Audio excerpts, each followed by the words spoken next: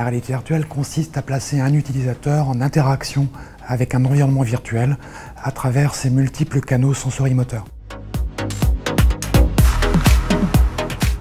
La réalité augmentée fait le lien avec le réel et en règle générale vient mélanger des images réelles et des artefacts virtuels. La réalité mixte, c'est finalement le contexte général dans lequel on va retrouver la réalité augmentée, la virtualité diminuée et un certain nombre de concepts qui sont liés au virtuel, au réel et au mélange qui existe entre les deux.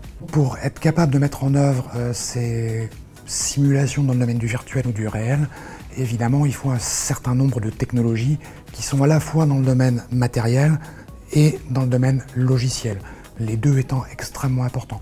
Sur le plan technologique, on peut raisonnablement penser qu'on est aujourd'hui dans une situation qui va vers la démocratisation. Ça veut dire qu'on va avoir de plus en plus d'usagers dans le domaine industriel, dans le domaine grand public. Enfin, on voit bien les secteurs d'activité qui utilisent ces technologies sont majoritairement aujourd'hui le domaine manufacturier, et en particulier le domaine du transport, automobile, aéronautique. On a aussi le domaine de l'énergie. Et un secteur qui se développe de manière extrêmement importante, c'est le secteur médical. Pour utiliser des applications de réalité virtuelle, on a besoin de technologies. Et il existe différentes gammes de technologies. Le haut de gamme, c'est les systèmes immersifs grand écran, comme l'exemple que vous avez d'Immersia, qui est un environnement permettant de projeter des images sur des grands écrans, et ça c'est extrêmement qualitatif. Immersia est un système de réalité virtuelle immersive grand écran, et pour l'utiliser, l'utilisateur doit revêtir des lunettes.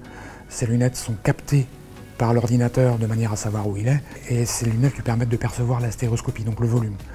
La réalité virtuelle va encore se développer, donc on a vu une accélération sur le passé récent du déploiement de ces technologies, et donc ça va juste pas s'arrêter.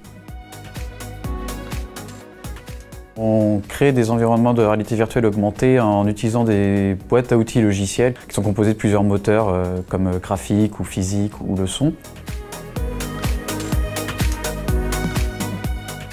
Et nous mettons des éléments 3D, des modèles 3D dans ces outils, et ensuite nous programmons les comportements à la fois de ces éléments et aussi de l'environnement de façon plus globale.